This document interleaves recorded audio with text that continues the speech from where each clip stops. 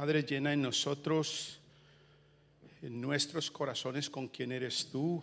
Ayúdanos a amar, a pensar, a perdonar, a sentir como tú lo haces por nosotros. Obra en tu bondad un milagro en nosotros como tu iglesia. Háblanos, edifícanos, exhórtanos, anímanos. Condúcenos, Señor. Quiero invitarlos para que abran sus Biblias en la carta del apóstol Pablo a los romanos. Este es el tercer sermón de una serie que hemos iniciado acerca de la misión del cuerpo, la misión de Dios para el cuerpo. Y hemos puesto como título a esta serie Vayan y hagan. Y durante la serie estaremos explicando las razones de este título. El título para esta mañana es Toda la iglesia, y quiero invitarlos para que me acompañen al libro de Romanos, a la carta del apóstol Pablo a la iglesia que estaba en Roma.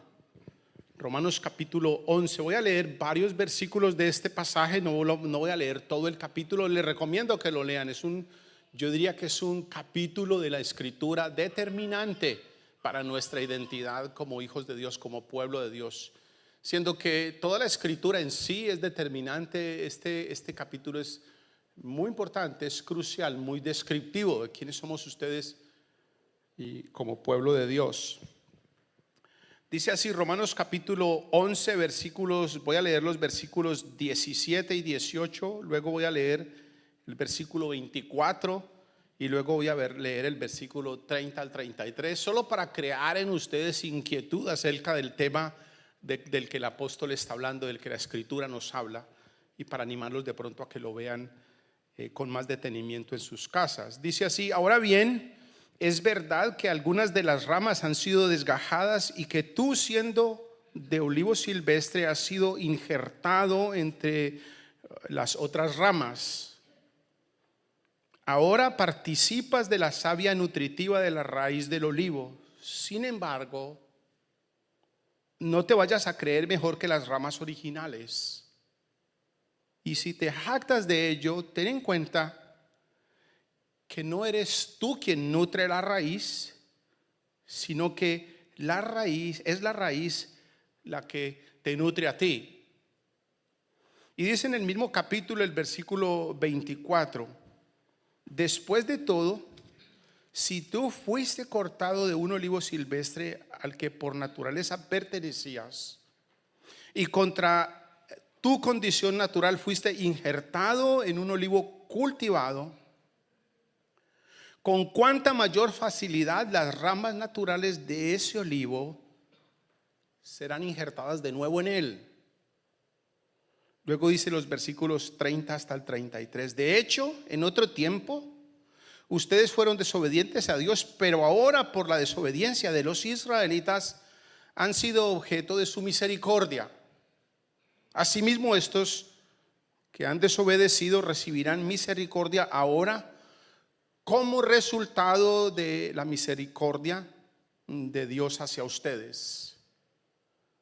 En fin, Dios ha sujetado a todos a la desobediencia con el fin de tener misericordia de todos. Qué profundas son las riquezas de la sabiduría y del conocimiento de Dios. Qué indescriptibles sus juicios, qué impenetrables sus caminos. Y sigue la escritura hablando de este evento extraordinario. La porción que acabamos de leer en la escritura, y como les decía, todo el capítulo 11, es la intención de Pablo, quien inspirado por el Espíritu Santo se ha empeñado por la misericordia de Dios, quiere que nosotros los creyentes, tanto los judíos como los que no son judíos, entendamos la dimensión, la magnitud, la extensión, la simpleza, pero la complejidad del cuerpo de Dios, de la familia de Dios, de la iglesia de Dios, de los convocados por Dios. Y traza una línea interesante desde el Antiguo Testamento hasta el Nuevo Testamento. Abarca todas las generaciones, nos dice el apóstol. por la providencia, por la compasión, por la autoridad, por la soberanía, por el poder de Dios, esto está sucediendo. Unos que eran fueron desgajados, otros que no eran fueron injertados, pero los que fueron injertados no deben presumir de aquellos que fueron desgajados, porque si fueron desgajados es muy posible que sean vueltos a insertar. Más o menos es la conversación que el apóstol trae. Ahora, lo que está intentando es ayudarnos a entender que Dios ha escogido desde siempre, por su gracia, a un pueblo compuesto por gente de cualquier raza, de cualquier lengua, de cualquier nación. La verdad de la compasión de Dios no le pertenece a un pueblo específico o a una nación específica. Digamos que es de el pueblo de Dios, quien según el apóstol somos todos nosotros. Ahora, ¿cómo podemos usted y yo reconocernos si somos de ese pueblo o reconocer a alguien que sea de ese pueblo? ¿Cómo podría usted decidir si una persona es o no del pueblo de Dios? La Escritura nos da varios elementos. Uno de ellos vamos a hablarlo más tarde. Pero entre los elementos más básicos que la Escritura nos dice es que quienes somos los hijos de Dios han o hemos podido entender que somos criaturas de Él, que nosotros no nos hicimos a nosotros mismos, Él nos hizo, que le pertenecemos a Él. Pero además que escuchamos la voz de Él por encima de las demás voces y por encima incluso de nuestra propia voz. Damos más importancia a lo que Él nos diga respecto de lo que es ser hombre o ser mujer, ser esposo o ser esposa, ser comerciante, ser hijo, ser hija. Él dice qué es eso y nosotros los hijos de Dios le prestamos atención a lo que Él dice por encima de lo que la cultura nos dice o nuestra familia nos dice o nosotros mismos nos decimos. Escuchamos su voz. Otra característica interesante de los hijos de Dios es que Él nos conoce. Puede ser que usted y yo le hayamos escondido cosas a nuestros familiares. Mi pobre madre, doña Laura, murió pensando qué criatura tan bonita era mi hijo. Mi pobre madre murió, tengo que decirlo, engañada. Ella no supo una cantidad de cosas de su criatura tan bonita que muy seguramente habrían precipitado la muerte de ella, donde ella se enterara. Así que si bien es posible que usted y yo tengamos oscuras cosas, secretos entre nosotros mismos que pensamos que nadie más sabe, para los hijos de Dios y para los demás también, pero para nosotros estamos conscientes, sabemos, entendemos que Él nos conoce. Pero además hay otro detalle interesante: lo seguimos en lo que Él nos diga, caminamos en la dirección que Él nos propone y descansamos en el hecho, en la promesa de que Él nos da vida eterna. Dios nos creó a nosotros con un propósito eterno y nosotros tomamos la decisión de despreciar ese propósito en Edén. Pero Dios, en su compasión, mediante la obra de Cristo, ha decidido retornarnos a nosotros por su generosidad aquello a lo que ustedes y yo renunciamos. No podemos ganarlo, no podemos merecerlo. Él lo tiene y Él nos lo ofrece por su gracia y por su compasión. Y nos envía, nos dice: vayan y hagan, sean testigos míos.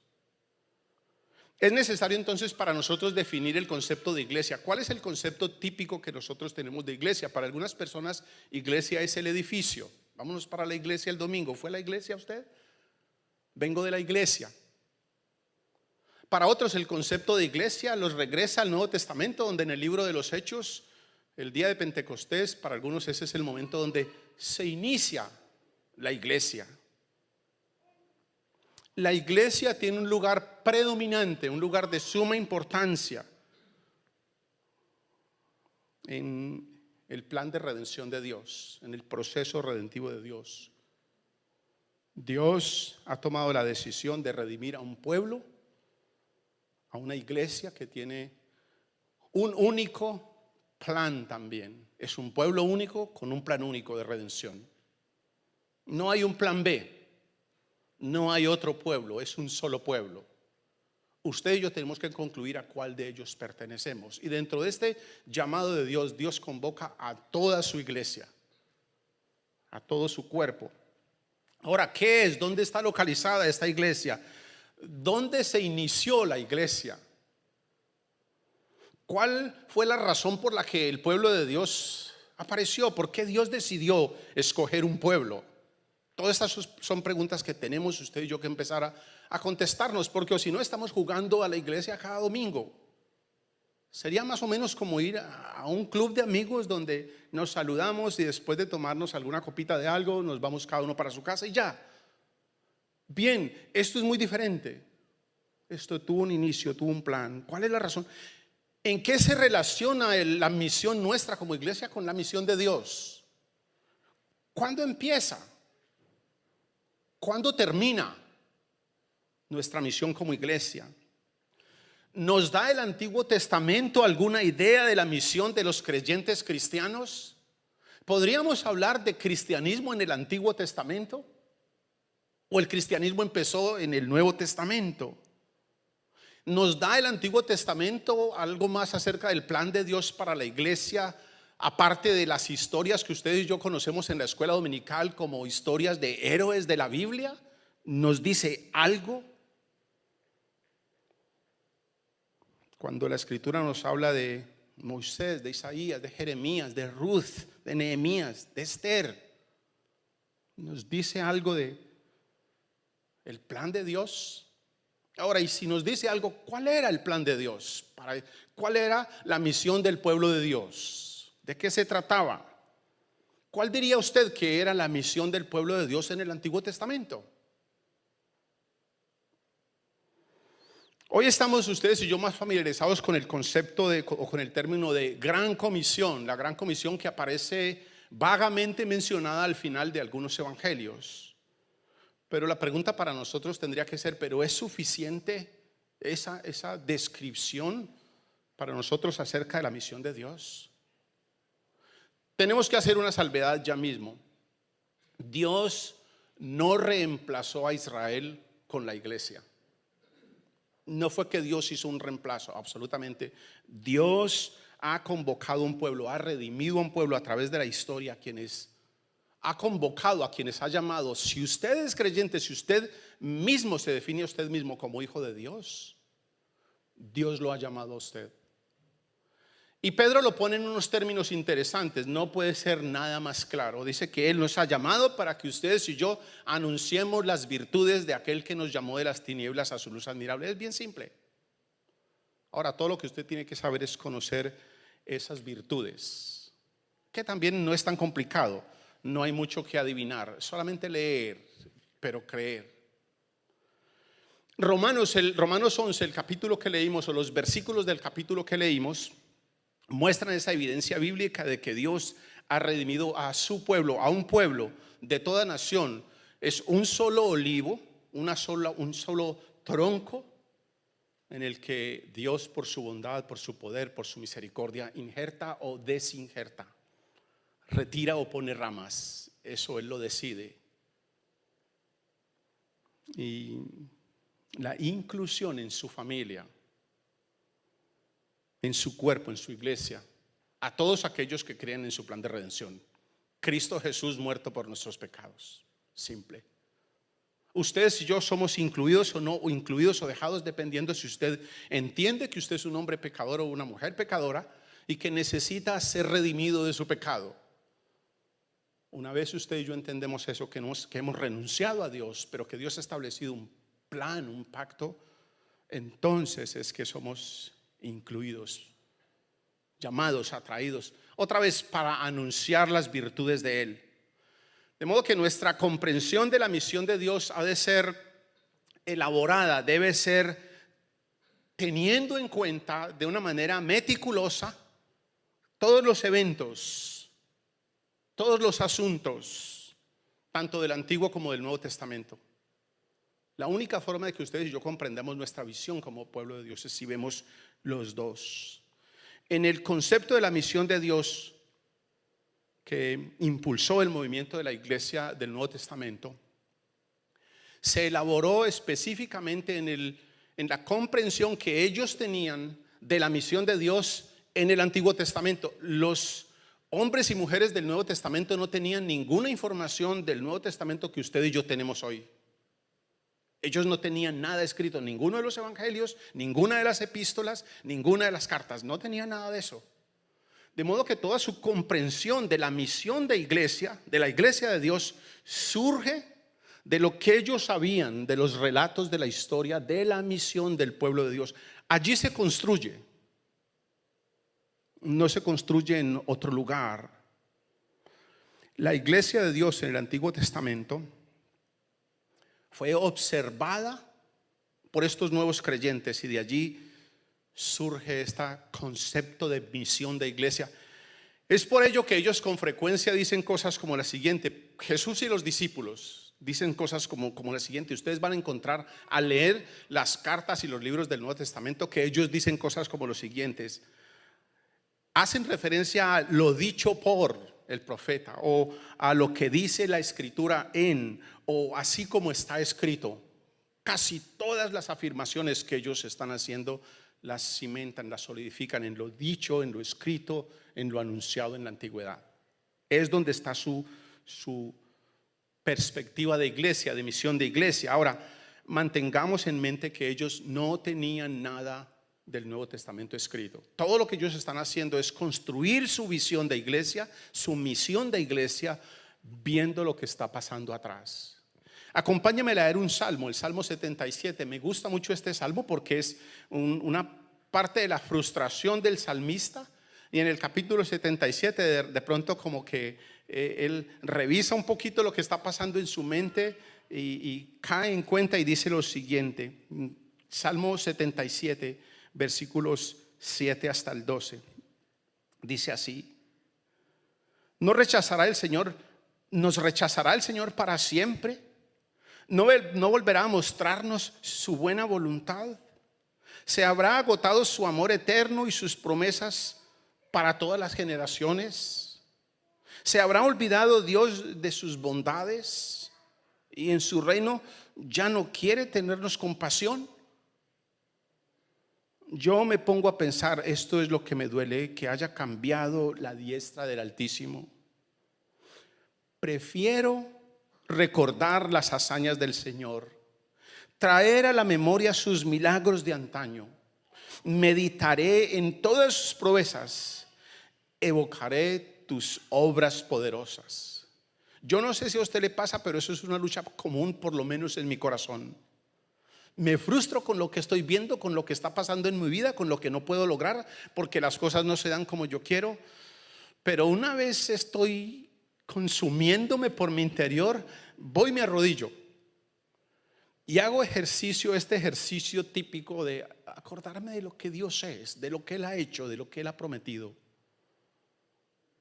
preferible de lo que está pasando aquí en mi mente y lo que está consumiéndome, y recordar que Él es fiel, Él no se ha olvidado, Él no ha dejado de tener compasión, Él no ha cambiado. Lo que están cambiando son mis circunstancias. Y lo que hacen mis circunstancias es cambiar mi corazón. Pero Él sigue siendo el mismo. ¿Qué tipo de personas son las gentes de la iglesia? ¿Cuáles son ellos? ¿Cómo son ellos? ¿Quiénes califican para ser miembros de la iglesia? ¿O para ser la iglesia de Dios? ¿Qué tipo de persona es el piloto del avión en el que usted viaja, o el conductor de su Uber, o el conductor del tren donde usted está viajando? ¿Qué tipo de persona es? Uno difícilmente podría responder y muy poca importancia tiene para uno a veces, no siempre, el carácter de la persona que está piloteando el avión en el que usted va. La relación mía con él es que él haga bien su trabajo, que él sepa hacer lo que está haciendo y que me lleve de una ciudad a otra. Simple. Lo demás no necesariamente tiene que importarme y no necesariamente me importa. Mi relación con Él es que Él me lleve de un lugar a otro. Mientras la persona haga su trabajo, está bien. Tristemente nosotros como iglesia hemos caído en eso.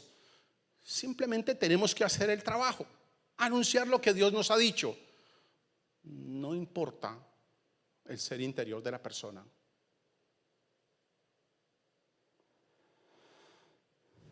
No importa con que ustedes y yo vivamos nuestras vidas como las estamos viviendo, mientras hagamos el trabajo. De vez en cuando vayamos a la iglesia, algún día en la semana leamos la escritura. Lo demás, hoy a la iglesia de hoy no parece importarle cómo está viviendo sus vidas. Ahora, la escritura hace un contraste inmenso. La escritura explora de una manera profunda, meticulosa, milimétrica. La escritura revisa con una precisión intensa el ser interno de quienes dicen o reclaman ser la gente de Dios. Si usted mismo se llama a usted mismo hijo de Dios, su vida interior está siendo observada por Dios de manera muy íntima, conociendo no solo lo que usted está haciendo, pero además la intención con la que lo estamos haciendo. Es muy diferente llevarle a su esposa una naranja y en el camino ir comparando cuál de las dos es la más grande, para quedarme, estoy hablando de mí mismo, para quedarme yo con la más grande y ofrecerle a la Pili. Voy y me quedo con la buena obra de haberle llevado una naranja que a ella le gustan tanto, pero yo las estuve pesando en el camino y viendo a ver cuál era la más grande. O de comprar una bolsa de chocolates donde hay chocolates negros que a mí me gustan y que a ella también, pero a ella le gustan los negros y los claros. A mí no me gustan los claros. Entonces yo compro la bolsa de chocolate negro y claro y separo los negros y les llevo a ella los claros y quedo como un príncipe. Pero en verdad mi actitud ha sido un beneficio personal, no solo en quedarme con los negros, pero además ganarme aprobación de ella por una supuesta buena obra mía, una expresión de cariño y de un detalle. La escritura revisa de manera íntima, personal, minuciosa, no solo lo que usted y yo estamos haciendo, sino el por qué lo estamos haciendo. ¿Por qué vino usted esta mañana? ¿Lo trajeron? Si no, hoy Hamid empieza a llamar el martes. ¿Cuál es la razón que lo mueve a usted para buscar a Dios? Porque Dios está revisando eso.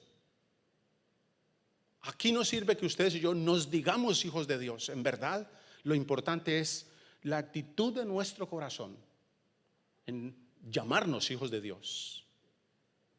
Quiero invitarlos a que me acompañen a un pasaje. Es un pasaje que ustedes conocen. Cuando estaban escogiendo uno de los reyes para Israel, el profeta Samuel va a escoger a donde Dios lo mandó.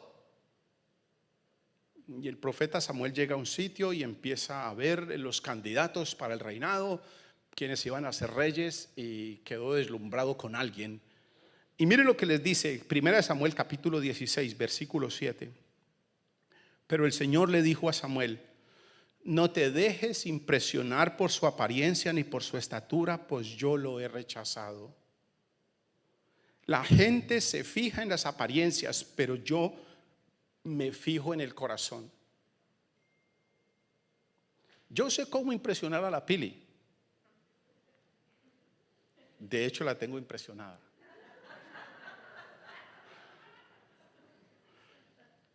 Pero Dios conoce mi corazón. Dios conoce las razones por las que yo estoy tratando de impresionar a los demás. Y créanme, ustedes y yo esta mañana, cuando nos vestimos, estamos tratando de dejar una impresión. La razón por la que usted está usando la ropa que usa, la loción que usa, el vecindario donde vive, la profesión que escogió, estamos tratando de dejar una impresión. No es nada de malo, pero Dios conoce el corazón. Y ustedes y yo, como pueblos de Dios, si nos llamamos hijos de Dios, Él está revisando eso. Así que no importa lo que usted haga para los demás, recuerde, Dios está viéndole su corazón. Isaías dice algo interesante: ¿quién soy yo y quién es mi pueblo, que siendo hombre de labios inmundos y habitando en un pueblo de labios inmundos? Han visto mis ojos al Señor. ¿Quién soy yo? David dice algo interesante. Examíname, oh Dios, conoce mi corazón. Mira a ver si hay en mi camino de perversidad. El Hijo de Dios está en una constante exploración interna de lo que está haciendo externamente, las razones por las que lo está haciendo. Jesús advierte lo siguiente: no todo el que me dice Señor, Señor, entrará al reino de los cielos. Si la misión nuestra como iglesia de Dios es anunciar las buenas nuevas de salvación, primeramente ustedes y yo tenemos que aplicarnos, entender para nosotros mismos esas buenas nuevas de salvación. En otras palabras, si yo necesito salvación, es obvio, pues estaba perdido. Yo tengo que aplicármelos a mí mismo. Si ustedes y yo estamos comisionados por Dios para anunciar el mensaje de transformación, seremos mucho más contundentes, mucho más eficaces si lo anunciamos con nuestra propia transformación. Usted será más impactante para quienes lo observan, sus hijos, sus vecinos, su cónyuge, sus compañeros de trabajo.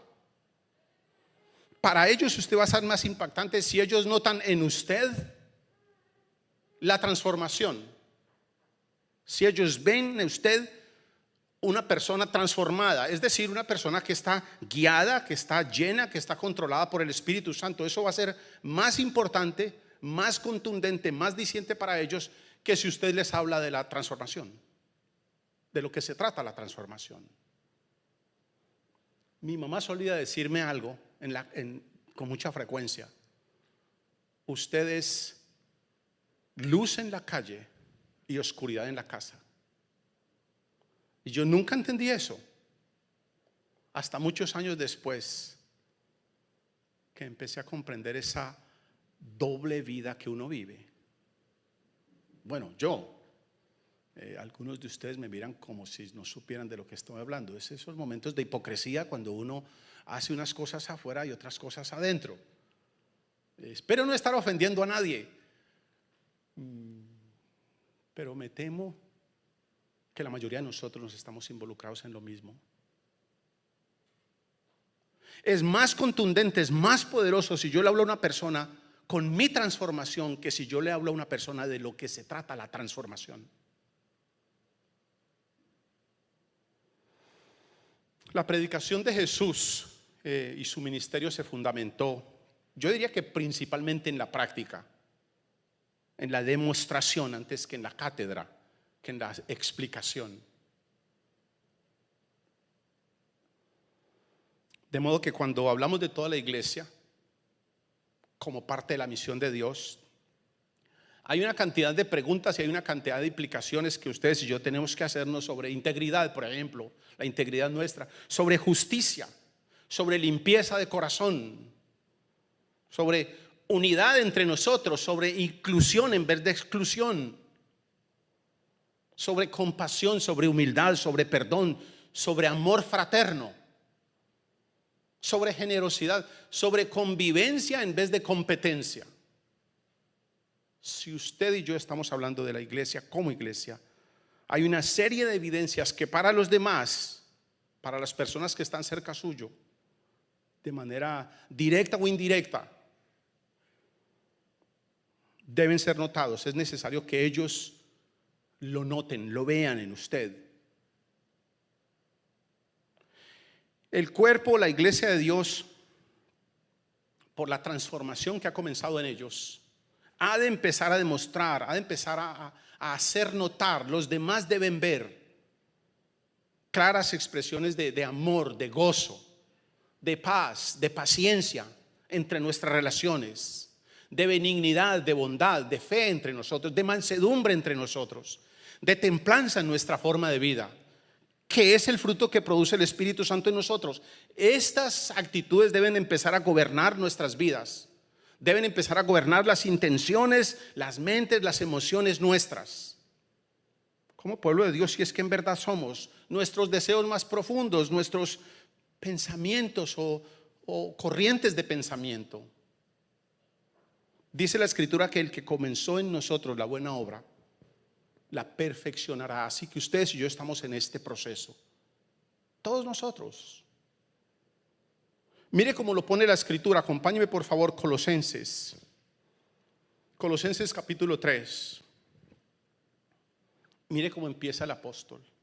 Ya que han resucitado con Cristo, busquen las cosas de arriba donde está Cristo sentado a la derecha de Dios. Concentren su atención en las cosas de arriba, no en las de la tierra.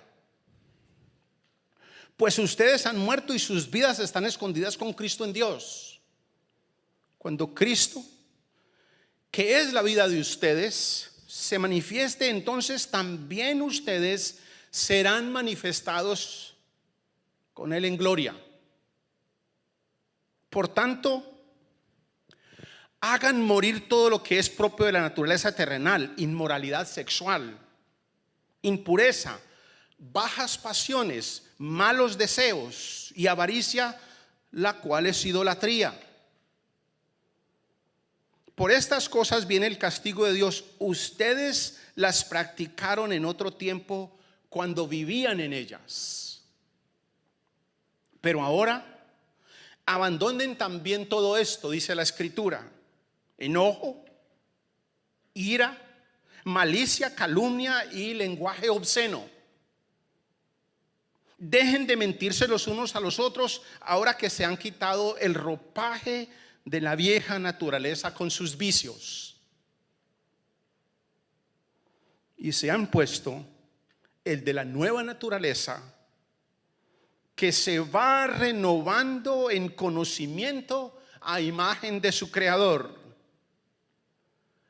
En esta nueva naturaleza, dice la Escritura, no hay griego ni judío, circunciso ni incircunciso, culto ni inculto, esclavo o libre, sino que Cristo es todo y está en todos.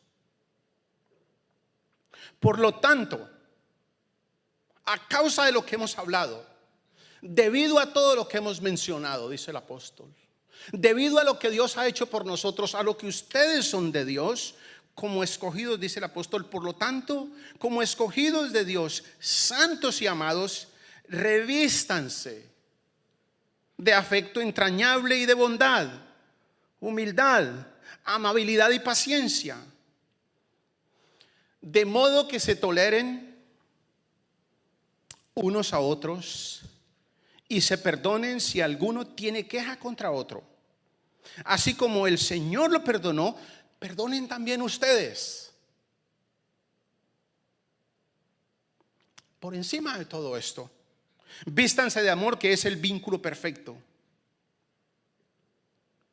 Que gobierne en sus corazones la paz de Cristo, a la cual fueron llamados en un solo cuerpo. Y sean agradecidos. Que habiten ustedes la palabra de Cristo con abundante riqueza. Instrúyanse y aconséjense unos a otros con toda sabiduría. Canten salmos, himnos y canciones espirituales a Dios con gratitud de corazón. Y todo lo que hagan, de palabra o de hecho, háganlo en el nombre del Señor Jesús, dando gracias a Dios el Padre por medio de Él. La palabra para esto es santidad, santificación. La Escritura dice que sin santidad nadie verá al Señor, de tal manera que el mensaje sale del corazón de personas que están experimentando en ellos mismos la transformación de sus vidas. No son personas que ya llegaron por allá a un lugar donde los demás son unos pobres en problemas y que necesitan ayuda porque yo ya alcancé, sino que somos un grupo de personas quienes constantemente, diariamente, tenemos que vestirnos. Ahora, ¿para quiénes es esta misión? La Escritura no puede ser más clara. Esta misión es para todos nosotros. Dice en el versículo 13, de modo que se toleren unos a otros. Esta misión no es mía, no es de los pastores, no es de los ancianos o diáconos de la iglesia, es para todos. Dice en el versículo 16 que habite en ustedes la palabra de Cristo con toda riqueza. Instrúyanse, aconséjense unos a otros.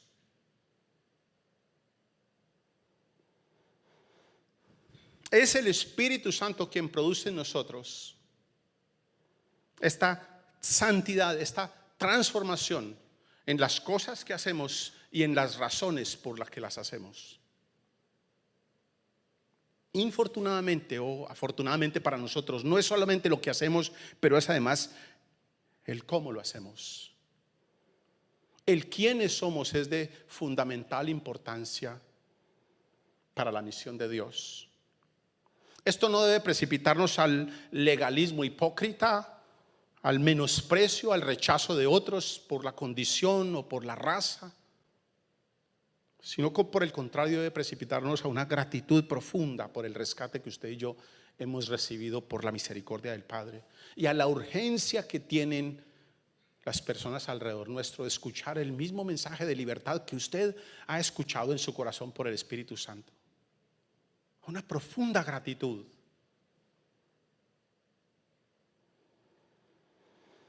De que ustedes y yo como pueblos, como iglesia, tenemos características que los demás deben notar. Los demás deben identificarnos por la forma incluso como nos vestimos como escogidos de Dios. Y esto no tiene nada que ver con lo largo o lo corto de su vestido. Por favor, mientras usted esté vestido, ya califica. Pero la Escritura nos dice que ustedes y yo debemos vestirnos es como escogidos de Dios. Ellos deben vernos a nosotros y decir, wow, ¿y cómo?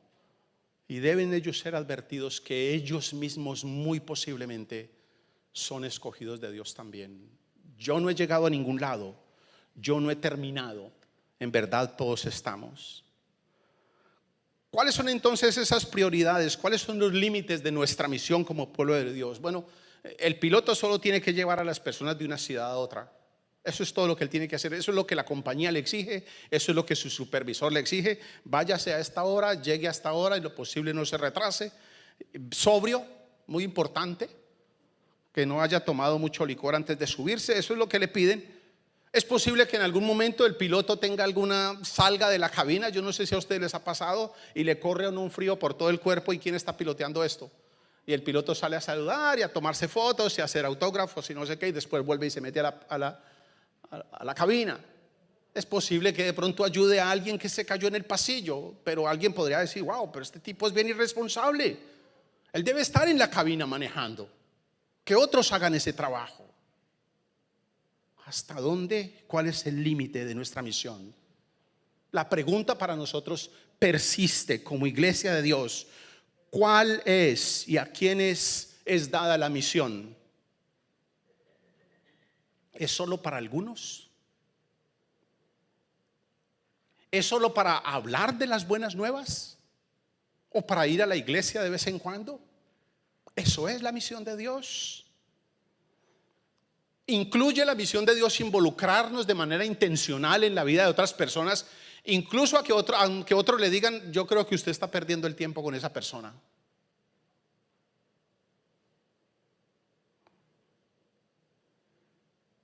Incluye envolvernos en la vida de ellos, en las necesidades de la comunidad.